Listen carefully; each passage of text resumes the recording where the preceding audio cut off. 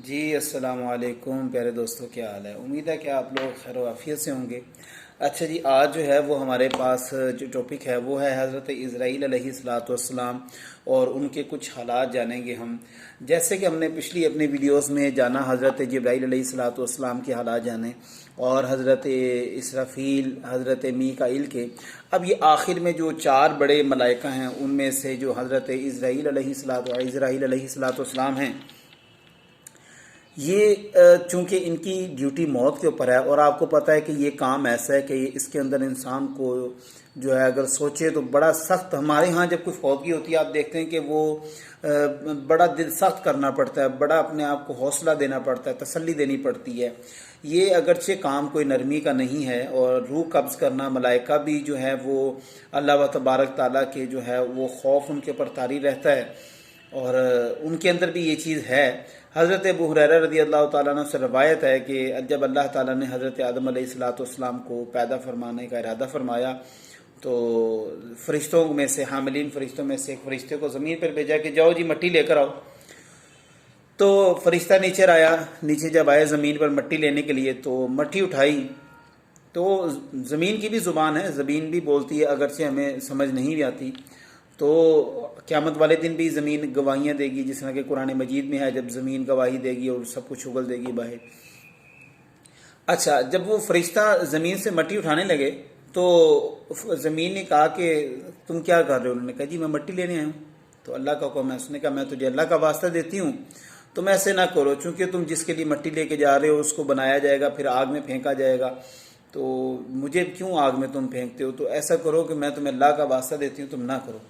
अब मलाइका को जो है वो तरस आ गया तो वो वैसे ही वापस चले गए। जब वापस गए तो उन्होंने अर्ज़ की कि अल्लाह ताला ने फरमाया तुझे जिस काम के लिए भेजा गया था, अर्ज़ की या अल्लाह कि उसने भी तेरा ही वास्ता मुझे दिया और कहा, ये सारी स्टोरी बताई।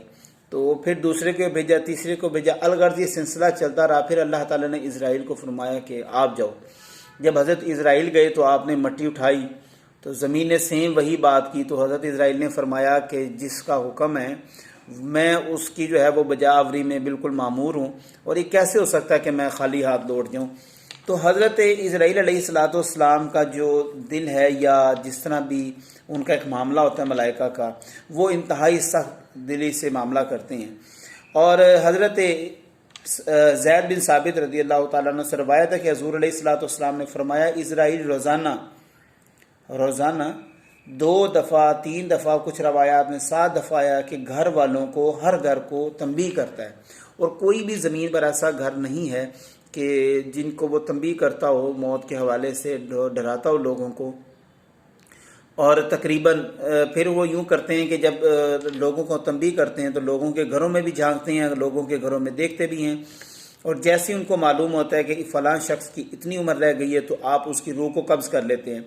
और रूह को कब्ज़ करना, जब इंसान मरता है तो ज़ाहिरी बात है जो घर वाले होते हैं उनको इस बात का दुख होता है और तकलीफ़ होती है। तो वो जब तकलीफ़ और उसमें गम में रो रहे होते हैं तो हज़रत इज़राइल अलैहिस्सलाम उनको फरमाते हैं, चूँकि हम सुन तो सकते नहीं हैं, तो फरमाते हैं भी तुम मेरे पर क्यों रो रहे हो, या मुझे क्यों बुरा भला कहते हो, या इस शख्स की मरने पे क्यों तुम रो रहे हो। क्या तुम्हें पता नहीं ये हकीकत है और ये एक दिन होके रहना है। और अगर तुम हालात देख लो जो इसके साथ मामलात हो रहे हैं तो तुम इसके मैयत को भी भूल जाओ। जो आगे वाला हमारे साथ मामला होना है अगर तुम उसको देख लो तो हज़रत मुजाहिद से भी यही रवायत है सेम, जो कि हज़रत मुजाहिद फरमाते हैं कि ज़मीन पर कोई ऐसा घर नहीं कि जहाँ जिब्राइल 2 दफ़ा चक्कर ना लगाते हों। तो इस तरह की और रवायात भी हैं। एक में मैंने भी 7 दफ़ा भी पढ़ा हुआ है कि 7 दफ़ा चक्कर लगाते हैं। और कई रवायात में है कि जी आप मुसाफ़ा करते हैं, जो लोग उनके साथ तकरीबन दिन में 5 दफ़ा मुसाफ़ा करते हैं। इसलिए सरकार दो आलम सल्लल्लाहु अलैहि वसल्लम ने फरमाया कि अपनी मौत को तुम याद रखो। तो इसी तरह हज़रत हसन बसरी से रवायत है कि यही अल्फाज हैं, लेकिन उसमें थोड़ा अल्फाज चेंज हैं कि जिसने फरमाया कि जैसे ही इज़राइल अलैहिस्सलाम देखते हैं कि फ़लाँ शख्स का रिज़्क़ कम हो गया तो उसको आप उसकी रूह कब्ज़ कर लेते हैं। और लोग फिर उसके जब पीछे रोना डाल देते हैं और जो गम करते हैं, जो मतलब तकलीफ़ में मुब्तला हो जाते हैं, तो इज़राइल अलैहिस्सलाम उनको फरमाते हैं कि तुम किस बात का गम करते हो, क्या तुम्हें अगले हालात नहीं पर नज़र आते। तो उसमें फिर आप उसको नसीहत करते हैं। अच्छा, फिर एक दफ़ा जो है वो हज़रत हारिस बिन हज़रत से रवायत है कि रसूलुल्लाह सल्लल्लाहु अलैहि वसल्लम ने फरमाया, एक नौजवान जो है वो अंसारी की मौत का वक्त करीब आ गया, तो हज़ूर अलैहिस्सलाम पूछने गए। जैसे ही आप पूछने गए तो आगे इज़राइल अलैहिस्सलाम बैठे हुए थे। हज़रत इज़राइल बैठे तो आपने उनसे मुकालमा शुरू कर दिया। तो फरमाया कि इज़राइल, आप जो हैं इसके ऊपर थोड़ा सा नरमी का मामला कीजिएगा, ये मेरा मोमिन है, मानने वाला है और अल्लाह का नेक बंदा है। तो हज़रत इज़राइल अलैहिस्सलाम ने अर्ज़ की कि अल्लाह के रसूल, मैं जो मोमिनीन हैं उनके साथ मामला हमेशा नरम करता हूँ, और जो नेक लोग होते हैं, जो नमाज़ पढ़ते हैं, जो अल्लाह ताला का ज़िक्र करते हैं, मेरा उनके साथ मामला जो है वो बड़ा शफ़ीकाना होता है, और उनके लिए सूरत भी हज़रत इज़राइल की बड़ी खूबसूरत बनी होती है। और हज़रत उबैद बिन उमर से जो रवायत है कि वो फरमाते हैं कि एक दिन हज़रत इज़राइल अलैहिस्सलाम हज़रत इब्राहीम अलैहिस्सलाम के घर चले गए। तो जब गए आपने पूछा, भी आप कौन हैं और आपको किसने मेरे घर में आने की इजाज़त दी? तो उन्होंने अर्ज़ की कि मैं इज़राइल हूँ, और बड़ी खूबसूरत शक्ल बनी हुई थी, और बड़ी खूबसूरत शक्ल में वो गई हज़रत इब्राहीम अलैहिस्सलाम के पास। तो हज़रत इब्राहीम ने कहा, अच्छा चलें ठीक है, तो मैंने तो आपके बारे में कुछ और सुना था। तो हज़रत इज़राइल ने, अच्छा ये 2-4 रवायतें हैं, इसमें मुख्तलिफ अल्फाज है। एक में बेहोश होने के अल्फाज हैं, वो हज़रत काब से रवायत है। तो उन्होंने कहा, अच्छा आप यूँ करें, ज़रा मुंह फेरें। आपने पीछे मुंह फेरा तो हज़रत इज़राइल जो है वो दूसरी शक्ल में आए सामने। तो जैसे ही हज़रत इब्राहीम अलैहिस्सलाम ने देखा तो वो बेहोश होकर ज़मीन पर गिर गए। और एक रवायत में यह आता है कि आप शदीद डर गए और अल्लाह ताला से पनाह मांगी और फरमाया कि आप मेरे लिए वापस वही शक्ल अपनी इख्तियार कर लें। तो इससे मालूम पड़ता है कि जो नेक लोग होते हैं, अल्लाह ताला के नेक बंदे, अल्लाह ताला जो है इज़राइल को हुक्म देता है कि मेरे बंदों के पास एक अच्छी शक्ल में जाओ और उनकी रूह को कब्ज़ करने के लिए एक अच्छा मामला करो, प्यार से उनकी रूह को निकालो। और ये हम आगे पढ़ेंगे भी कि उसकी मिसाल ऐसे आप समझ लें जैसे घी में से बाल अगर आप निकालें तो उसमें कोई तकलीफ़ नहीं होती।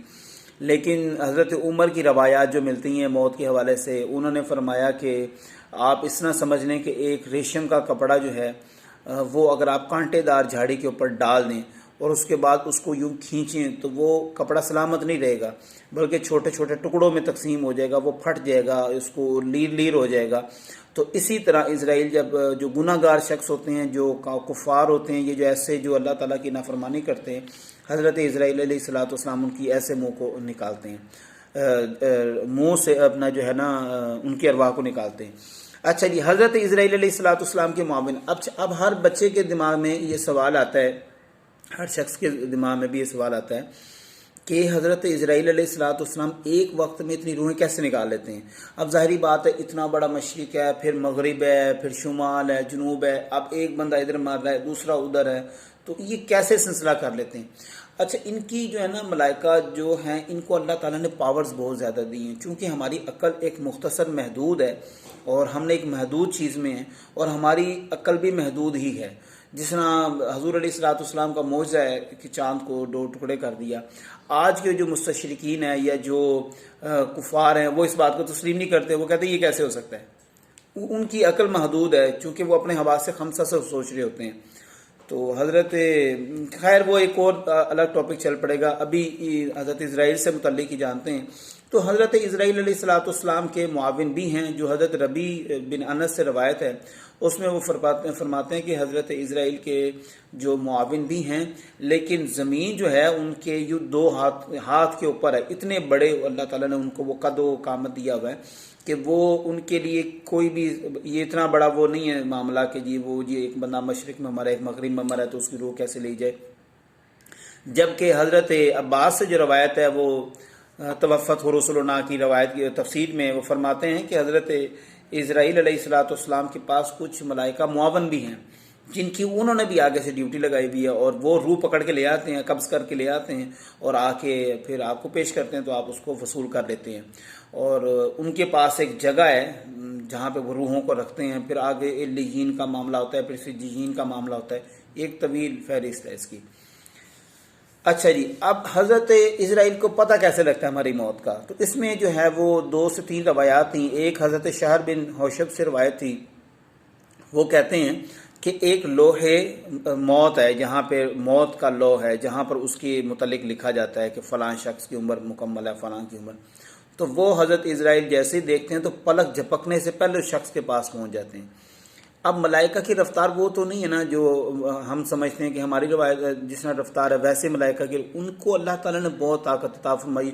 उनके एक एक पर इतना बड़ा होता है और वो इतनी स्पीड से, बहुत तेज़ रफ्तारी से एक जगह से दूसरे मकाम पर पहुंच जाते हैं। और हम लोग तो चलने के हैं, उसमें हम मोहताज है कि हम चल के जाएं या मोटरसाइकिल पे जाएं, जिस तरह भी हम जाएं। लेकिन मलाइका को तो ये कोई नहीं, उनके तो बुराक होते हैं, उनके तो बुराक भी इतनी स्पीड के होते हैं जो कि बिजली से भी तेज़ होते हैं। अच्छा जी, अब आ गया जी इनका आखिरी मौत का सिलसिला। अब हज़रत इज़राइल अलैहिस्सलाम चूँकि मौत के फरिश्ते हैं और आपकी ये ड्यूटी है कि मौत के मुतल्लिक आपने जो है वो सारे मामलात करने हैं। हज़रत इज़राइल अलैहिस्सलाम को भी मौत आएगी। जो पिछली रिवायत हम दोस्त अब आप जो सुन रहे हैं वो पूरी आज हम कर लेते हैं। हज़रत इज़राइल अलैहिस्सलाम फिर अर्ज़ करेंगे कि ए अल्लाह, अब मैं रह गया हूँ। इसराफील को भी मौत दे दी, जिब्राइल को भी मौत दे दी, मीकाइल को भी मौत दे दी। फिर अर्ज़ करेंगे ए मेरे खुदा, मैं रह गया हूँ और वो ज़ात रह गई जो हमेशा बाकी रहने वाली है। तो हज़रत जब इज़राइल अलैहिस्सलाम ये अर्ज़ करेंगे तो अल्लाह ताला फरमाएगा कि तू भी मर जा। जैसे ये फरमाएंगे तो हज़रत इज़राइल जो है एक ज़ोरदार चीख मारेंगे और उसके बाद क्या हो जाएंगे, आप भी फौत हो जाएंगे। फिर अल्लाह तबारक ताला जो है वो निदा फरमाएगा कि अब कहाँ हैं वो जो कहा करते थे कि मैं माबूद हूँ, मैं इलाह हूँ, और जो खुदाई का दावा करते थे है कोई मेरे अलावा। तो 3 दफ़ा अल्लाह ताला निदा फरमाएंगे, किसी का जवाब नहीं आएगा क्योंकि कोई अल्लाह के अलावा है ही नहीं ला। तो फिर अल्लाह ताला बारी बारी सबको ज़िंदा फरमाएगा और तमाम जो उमूर हैं वो फिर हशर, मैदान हशर लगेगा और वो सारी ड्यूटियाँ और वो सारे हौज़े कौसर, मेज़ान आएगा, सब कुछ ये तमाम के तमाम चीज़ें दोबारा शुरू होंगी। उम्मीद है कि आपको हज़रत इज़राइल के मुतल्लिक जो मालूमात है वो अच्छी लगी होगी और इसके मुतल्लिक आप मुझे आगाह भी करते रहिएगा। जज़ाकल्लाह, अल्लाह हाफ़िज़।